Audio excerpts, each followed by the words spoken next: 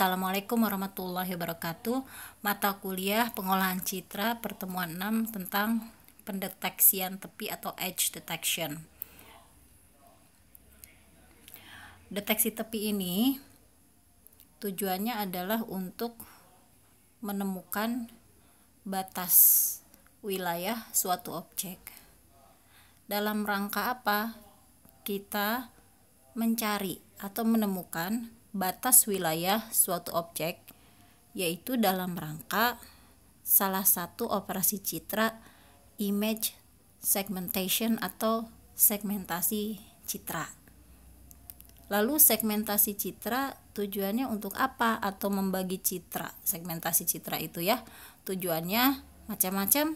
Salah satunya adalah untuk menentukan ada objek tertentu atau tidak di dalam suatu citra dan lain-lain.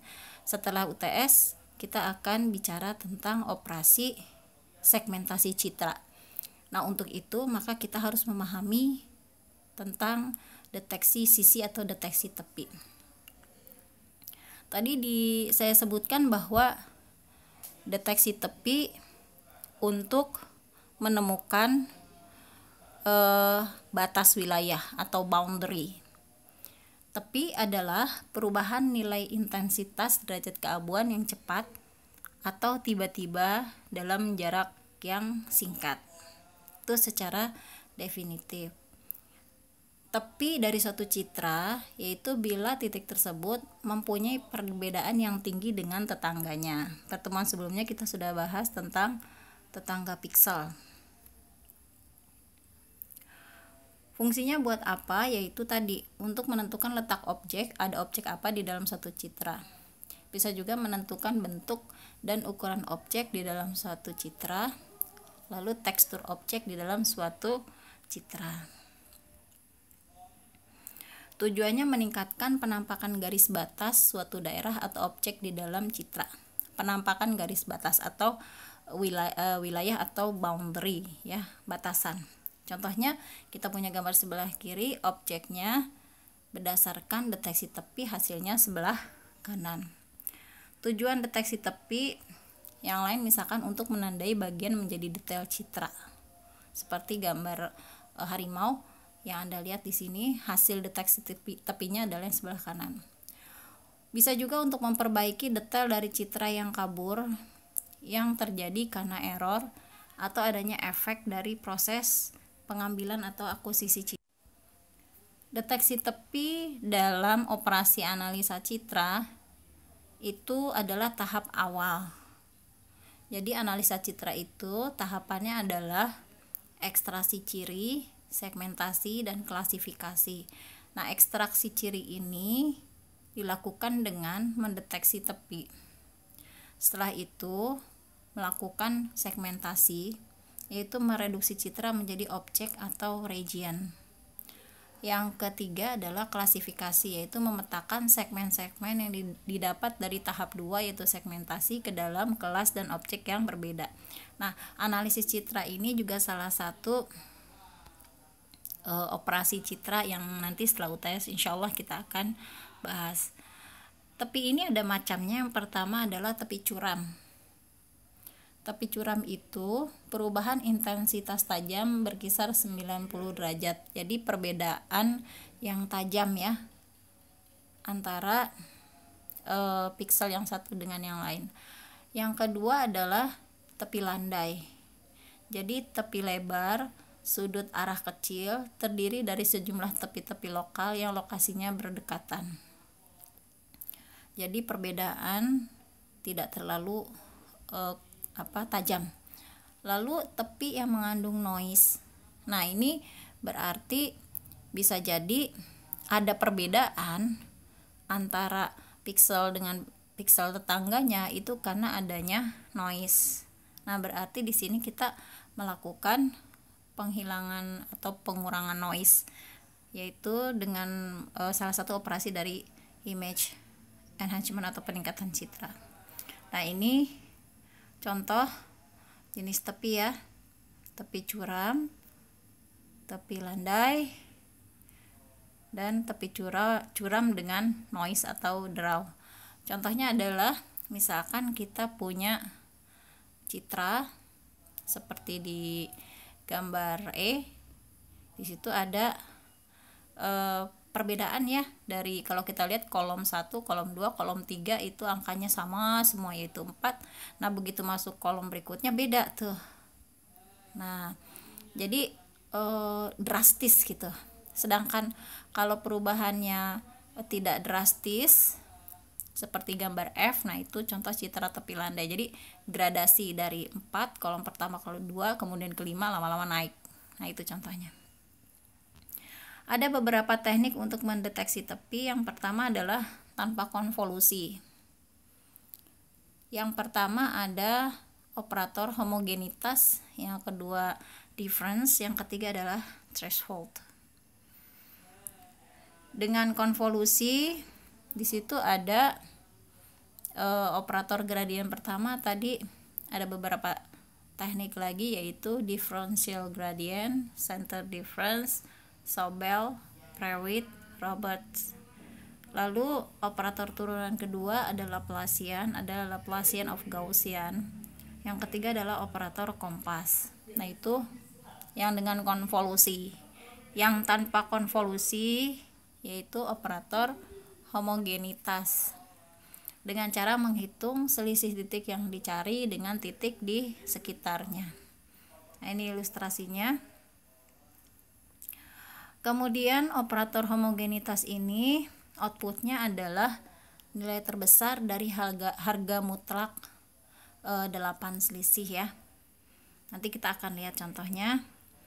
Kemudian ada juga dengan difference operator, yaitu menghitung selisih antara piksel-piksel yang mengelilingi titik tengah dari daerah 3x3 yang dideteksi. Lalu hasil selisih diabsolutkan dan dicari nilai paling besar.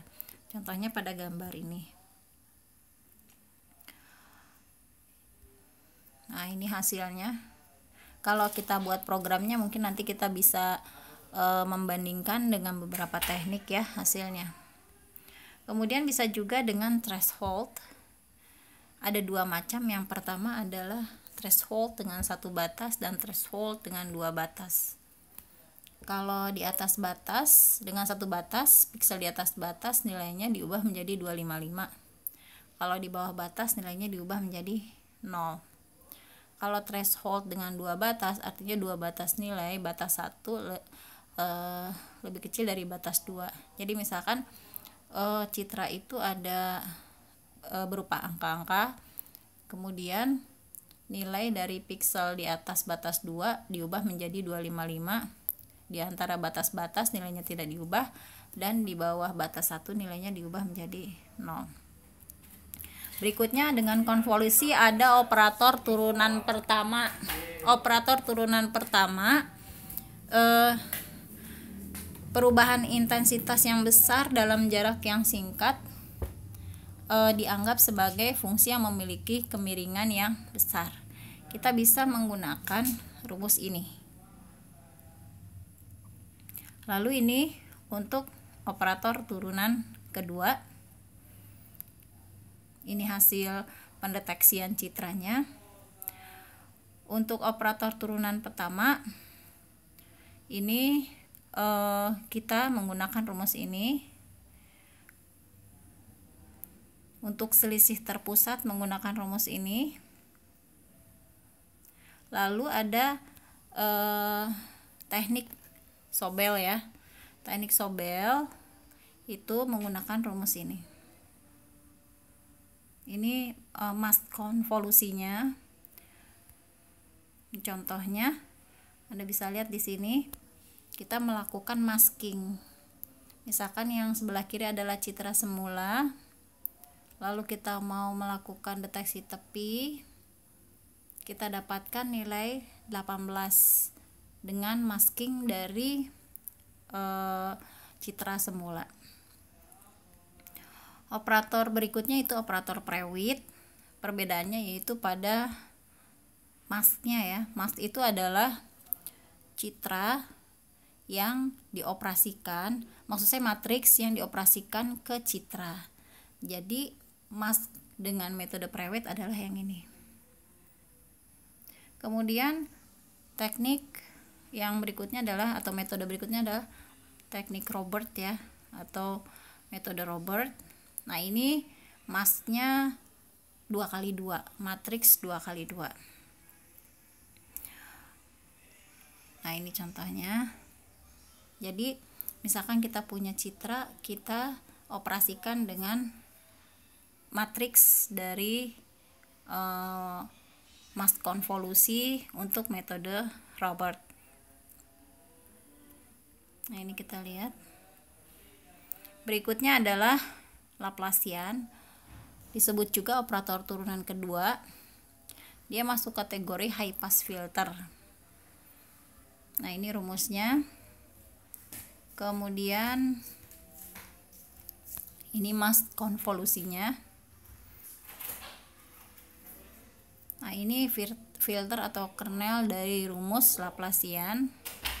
Ini filter atau kernel, istilah lain dari filter atau kernel, maksudnya itu adalah mask ya, dari rumus Laplacian yang diperluas. Dan ini adalah filter kernel lain. Ini contoh deteksi tepinya. Ini adalah contoh deteksi tepi vertikal, karena ada perubahan intensitas di arah vertikal.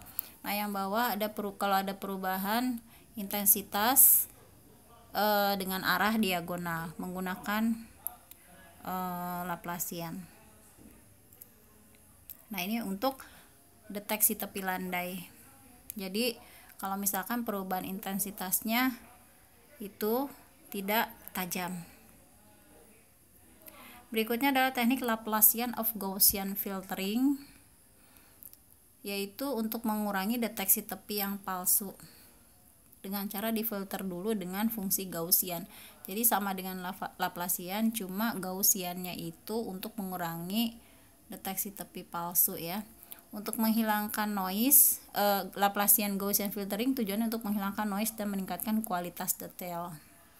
Jadi kita akan mendapatkan citra yang lebih baik. Untuk mendeteksi tepi citra yang mengalami gangguan dapat dilakukan salah satu dari operasi berikut. Ini mask konvolusinya ya. Nah, ini contoh implementasi dengan teknik Laplacian. Hasil dari filter Laplacian itu kadang kurang baik. Jadi perlu proses lanjutan, yaitu dengan cara mengurangkan citra hasil filter dengan teknik Laplacian dari citra aslinya untuk membentuk hasil citra yang baru menggunakan rumus ini.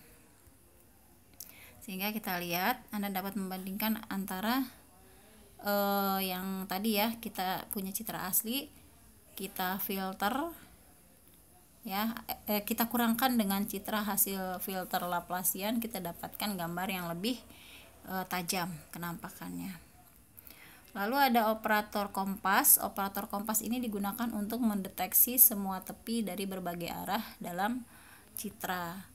Semua arah dari berbagai arah itu ada 8 macam arah mata angin. Ini rumusnya. Dilakukan dengan mengkonvolusi citra dengan berbagai mask kompas, lalu dicari nilai magnitud yang terbesar dan arahnya. Ini yang 8 arah mata angin tadi ya, 8 arah. Ini mask yang digunakan. Nah, di sini kesimpulannya banyak algoritma yang menggunakan besaran gradien ya. Nah, perhitungan gradien ini sering dilakukan dengan konvolusi. Dengan konvolusi itu maksudnya menggunakan kernel atau mask. Apa itu kernel? Kernel adalah matriks kecil. Nah, secara umum konvolusi itu adalah cara mengkombinasikan dua buah deret angka yang menghasilkan deret angka yang ketiga.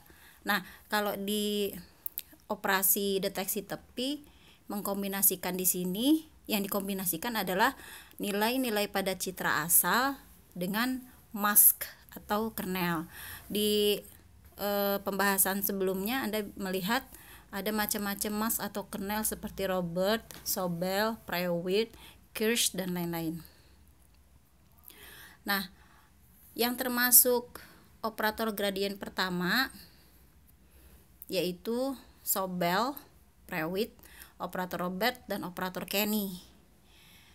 Lalu yang kedua, yang termasuk operator urutan kedua, nah operator urutan kedua itu juga disebut juga operator Laplace. Operator Laplace ini mendeteksi lokasi tepi khususnya pada citra yang curam. Kemudian turunan keduanya mempunyai persilangan 0, yaitu titik di mana terdapat pergantian tanda nilai turunan kedua. Sedangkan pada tepi yang landai tidak terdapat persilangan 0. Contohnya adalah operator Laplacian Gaussian dan operator Gaussian. Jadi tadi di pembahasan sebelumnya Anda lihat rumusnya ya. Lalu yang ketiga, itu maksudnya ketiga ya, operator kompas digunakan untuk mendeteksi tepi dengan menampilkan tepi dari 8 macam arah mata angin, tadi juga sudah dijelaskan. Nah, operator Robert itu berbasis forward difference atau selisih maju, sedangkan Sobel dan Prewitt berbasis center difference atau selisih terpusat. Apa sih maksudnya forward difference atau center difference? Jadi gini, dalam matematika khususnya kalkulus, salah satu cara untuk menyelesaikan persamaan diferensial yaitu menggunakan metode yang disebut beda hingga atau finite difference method. Nah, finite difference method ini ada 3 macam. Yang pertama adalah forward difference, backward difference, dan central difference. Nah, operator Robert menggunakan forward difference, sedangkan Prewitt dan Sobel itu menggunakan central difference.